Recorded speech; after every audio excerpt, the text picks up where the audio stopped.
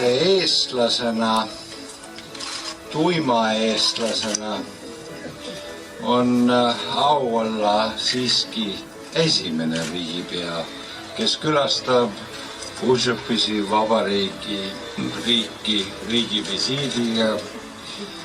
Muidugi see toimub ühe osana minu riigivisiidist teid ümbritseva Leedu vabariiki, mida antud juhul võiks, nagu me nimetame Eestis, kui Rõngasvald. Teiseks, mul on rõõm ja tõepoolest mul on väga siiras rõõm avada siin teiste suurte maailmakeelte kõrval ka Užupise vabariigi eestikeelne põhiseadus.